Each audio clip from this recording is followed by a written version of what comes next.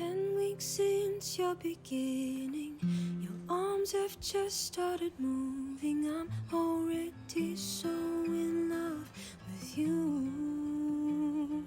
I know that this road won't be easy. Life gets kinda bummed. Hey Rally Besties, welcome back to my channel. My name's Anna. If you haven't been here before, really weird video to click on for my channel, but literally last night I was binge watching my videos, which is something I do when I haven't uploaded in a while and I feel a little bit like I need inspiration from myself, if that makes sense. And it was some videos doing my makeup while talking to you guys, and I thought that was so cute. I'm like, I'm gonna do that again. There's a different setup. I'm in another bathroom in the house, so it actually has some nice lights instead of me sitting down on my floor of my bedroom. But I have a bunch of questions that you guys asked me on my Instagram. I'm very excited to go through them. It is actually Sunday, Easter Sunday, so I'm getting ready for church. So the Lord has risen. Happy Easter, everyone. I haven't actually been uploading too much on my channel, which is interesting. I uploaded a video like a couple weeks ago. And that video was a long video. It's difficult because when I do a video and it doesn't do well, I get really insecure and I don't want to post anymore, because sometimes I feel like I'm not getting like a return for my efforts. It's like a big thing, but this is my makeup bag and we're going to be going through that. Also ignore my voice. It is extremely low, and that's what happens when you wake up early and you're me, because I sound like a literal teenage boy. But anyways, I've been kind of just a little bit struggling with mental health, with uni, balancing writing. I mean, I have been writing a lot more, which I'm kind of trying to prioritize over my YouTube a little bit more, because I can only really have two priorities at once in my life, and my priorities are basically like law school, writing, and YouTube. And most of the time it's just YouTube and law school, where now I'm like trying to switch it up so I'm at least writing a little bit more. But let's go on to the questions. Write with Joy asks, are there any particular themes or questions you would like to explore in your writing? There are obviously a lot of different themes I'm currently exploring in my stories. The current project I'm working on talks a lot about like self-sacrifice, having the burden of somebody else's actions, which you had never done, but it's just kind of like your problem now and you have to deal with it, which is kind of crazy. And also deals with a lot of trust. I look really terrible, don't look at me. It deals with a lot of trust, where my main character, she literally doesn't trust anyone. It's like one of her big character flaws and gets her into like a lot of trouble as the story goes on. As for something I'd like to explore, I've been thinking about this idea so much because my uncle lives in Hong Kong and he's like a bit older, or he's kind of like my great uncle, and he only does pen pal, so I have to always send to him.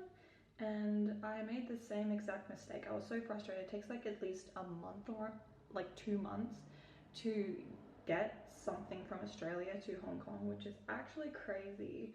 Like, we live in a technology driven world and yet physical mail is still so like long. Doesn't make sense. Anyways, I made the mistake of miswriting his address twice. So this thing I've had to send twice, and it's gotten all the way back to me, and I haven't freaking learned that that was just a mistake I didn't even know I made, if that makes sense. So a theme, sorry, this is like a very roundabout way, but a theme I really wanted to like explore is like the fact that like characters, like a character, I want to write a character who just keeps making the same exact mistakes, and it's like killing them, you know. And I like relate so much to that because I feel like I make the same mistakes and I feel myself making them, but it's just such a hard thing like not to make them because it's like second nature. For example, I feel like I make this mistake where I never say no to a date. That's like a character flaw I have, and it usually just makes me just stressed because I'm just like, I don't actually want to meet up with this guy, but I feel like I have an obligation to, and that ends badly. So that's another character flaw, but really good question, Joy. Somebody asked, how is uni going? I'm I've just come off a mid-semester break. It's Sunday now, so I go back to uni tomorrow. Actually, it's Monday, so tomorrow technically I have another day off. But it's okay. I'm going for an internship interview next week, which is crazy. Kind of scared for that. Really scared for it actually. I'm trying to take my law thing more seriously because I've been quite scared to do anything like co-curricular activities, to do volunteering, but I'm starting to do that, which makes me more confident in what I'm studying. So I think it's really good to kind of get more involved. You can get stuff on your CV and get some experience and see if you actually like it, which law is kind of cool. On this channel, I've always talked about how I kind of resent doing law because my passion is in writing and I want to be an author. But really, I don't mind having a professional career. It's something I've always wanted to do. I think I've always wanted to be in a work environment where I'm exposed to really intelligent people who, I mean, I don't know if that's even but I really love the challenge of law. It's something really challenging. Of course, writing a book is super challenging, but law is something that's really challenging in a different way. So I really want to pursue an international career in law if that's possible, because I just want anything to get me overseas. That is my goal, But I have been dealing a bit with stress with uni, which is quite normal. But my courses aren't too bad. I'm kind of enjoying them a little bit. Oh, someone asked, what's your favorite book in the Bible? Very fitting since it's Easter. Oh, I have a lot of different favorite books. I really love Job. I've loved Job for a long time. I find it super relatable and really depressing, but I love it too. In my uni Bible group, we're going through Revelation. I always read Revelation as a fantasy book, and it's so freaking cool. And I am so inspired by that sort of imagery, the metaphors, everything like that. It really reminds me of Psalms. So I love all those sorts of books, which are kind of a lot more deep and crazy. But of course, I love the Gospels. I think I like Luke, which is the best Gospel for me. I like it. What do you do when you have many story ideas, little motivation, and no time because of school? Yeah, that's a big, that's the story of my life. It is really difficult to have to balance writing with school because it's such a thing that's it's basically having a full-time job while doing school and growing up as well. So it's a big deal. The only way I actually deal with it is literally just through finding extra time to write, and that can only really sometimes be possible through holidays. And I think having that sort of realistic expectation that maybe sometimes throughout a semester you can't work on your projects, that's totally normal. I don't have all the time in the world. Obviously law school takes up a lot of my stress, a lot of my energy. That's also another thing, having time is only one part of the equation to being able to write while busy working or in school. You also need the energy and the inspiration. It all needs to hit quite simultaneously, and sometimes it doesn't. I recommend doing something a little bit more, not easy, but kind of less stressful, plotting instead. Plotting, I was able to plot while I was studying quite a lot during the semester, and now in this 1 week break I'm able to write. I think my manuscript's now at 23,000 words, so I was able to smash out a lot of words within a week and a half, you know what I mean? So that's something I've been trying to do. Have I ever written a fan fiction? Yes, I technically have. I haven't posted it anywhere. I wouldn't really read Wattpad too much or write too many fanfics. I would just imagine it in my head. I wouldn't actually write it down, which is crazy. But I've talked about on this channel, I think I did a collab with my friend Ashley Faye, and we read out some of our fanfics in a podcast episode. It was so fun. I wrote a fanfic of Jem Carstairs from the Infernal Devices series. I love him. He's my biggest book boy crush in the world. He's just such a cute little nugget. Love him. But that's basically it. I think I've done some fanfic for my own characters. Apart from that, not really, but a little bit. Becca Toba asks, where does your inspiration come from? in your stories or from your stories. Mostly right now I'm getting inspired by songs and song lyrics a lot, and I feel like I'm now having like a song for each project, if that makes sense, which is kind of cool.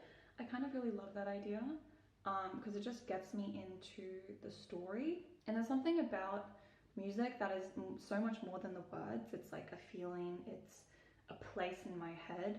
So I really love song lyrics and how it inspires me to write my stories and come up with new book ideas, and especially new scenes, if that makes sense. Oh, someone asked, how do you stop comparing your writing to others? That's such bestie. I've been struggling with this so much. I'm gonna just do my eyes. I hope I don't pull out something. But I've been actually struggling a lot with comparing myself like in the last like literally week. That stopped me from writing. Like even it gets to a point where I can't even read books, and I wanted to get into this in like another video where basically my imposter syndrome gets so bad that I get so intimidated instead of inspired by the books I read. I'm like, wow, they've already written this book, they've already traditionally published, they're already successful, I can never do like that. So even when I'm reading my favorite books from my favorite authors, I get so intimidated. I get intimidated instead of inspired. And that's something that's really annoying, like super annoying, and I hate it so much. So I haven't really been reading too much, but I've also been comparing myself a little bit to some really amazing debut authors in the authortube space right now.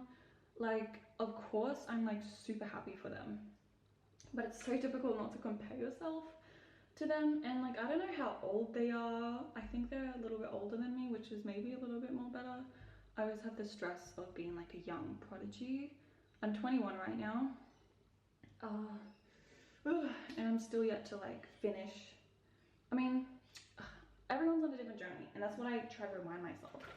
Like, your books are different, your ideas are different. Like your experience, life experience is always different. So I think reminding myself about that is really good, and just having faith in God's plan for me.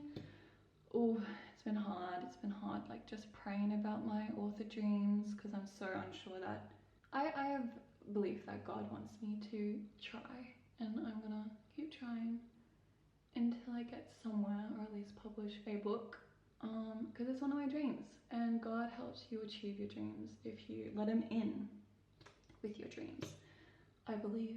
So Ashley Faye asks, what book made you want to be an author? It is called Strange the Dreamer by Lani Taylor. I love her so much. She's one of my favorite authors, but that book literally made me obsessed with writing.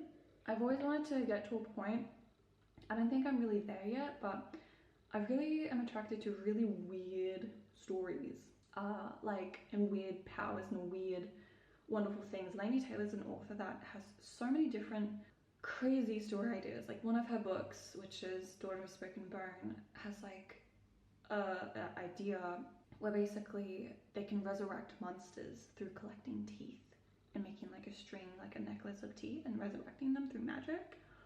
So crazy. And then Strange the Dreamer has like this character called Sarai who literally has the power to scream moths so that they go down to the city and perch upon the brow of dreamers, and she can enter their dreams. That's so epic. And I don't know if I'm there yet in creating such a book idea or something that's so cool, but I'm trying. I think I'll get there soon. I'm gonna put on some eyeliner. I've done most of my base, which is kind of cool. But I like to do eyeliner. I haven't done it too much. I used to get so insecure about not having eyeliner on, because I would always have it on and it makes my eyes look a lot bigger, because I feel like my eyes are quite close together. I know in one of my previous videos I talked a little bit about my insecurities, which is normal. And I talked how like my eye lines are quite an insecurity, my ears, I feel like my ears are huge, which they're not that bad. My thin lips as well, and my big forehead. Obviously, I was watching, yeah, that video, like where I did a video exactly like this. And I literally had bangs and black hair, and I miss my black hair so much. Like, it was such a vibe. So I'm just like completely still. But now I feel like, yeah, I'm insecure with my face and like my body. That's like normal for like a young girl. But I feel like I'm more insecure about my dreams and how I haven't achieved much yet, you know what I mean? That's what I'm a bit insecure about. Or just like also insecure about like my general knowledge. Like I feel like I'm so dumb sometimes just about like general things. Like yeah, I know about law, but I don't know about like everything about the history. You know, like random trivia facts. I don't know. I feel like I'm also quite short. Like this is me on my tippy toes. Maybe I should put you down. Somebody asked, how did you manage to get a good ATAR score while writing? That's actually crazy. Like I can't even remember ATAR. I remember my score, I think I got 93.6 or something. I did like a video, like that's the Australian system when you graduate you need to get like a percentage out of 100 and that's like all your grades combined. And I was like a point, I think it was like 94 or 95 I wanted to get into my dream uni and I did not get it. I did not get it. But I don't know how I actually started to write the project I'm writing then, and I was able to write quite a lot. I wrote like over 80,000 words. For me, if there's something in my mind that I want to do, i.e. like write this book, I will like do my best to do it. You know what I mean? I think I'm the sort of person who's like a messy hard worker where I just like don't sleep for like a week and then just do it, you know what I mean? Or like when I'm editing, sometimes I just like push through by like blunt force, motivated by the simple idea that I want to get this done. And that's like what's motivating me with my current project, which is literally that same project I started but didn't finish. So maybe it doesn't work, maybe it does. Just putting some freckles on my face. I think it's cute. You can barely see them, which is good. These are such good questions. I don't know which one to do next. Somebody asked, are there any writing rules you'd like to break? I'm actually reading Save the Cat right now, and it's a really good book. It's a really good structure. There's something I don't like about it. I thought I would really enjoy it, which I have, but I really want to break like the resolution. Like I don't want there to be a resolution.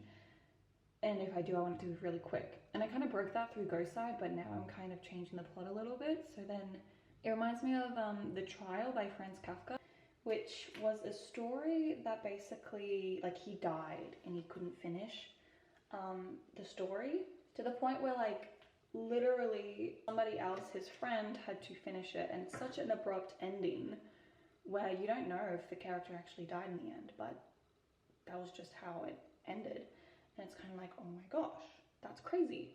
And I kind of love that. I love how it was so sudden, so crazy, so like, what? So what? What's the strangest thing you've gotten inspired by? Someone else asks. It's actually literally a character's name. Samson inspired a project. Like, it's crazy how like a name can like launch yourself into like a whole full-blown project. But the name Samson I really love. I actually love also the name Sawyer, and I've been watching Lost recently. Like literally this week break, like this uni break, all I've been doing is literally just writing and watching Lost, which is like such a vibe, which is kind of cool. Anyways, I love Sawyer. He's so hot. But I love that name. I love Sawyer. I love the name Samson. Ugh, so beautiful. So beautiful. Even Samuel. Samuel's a beautiful name.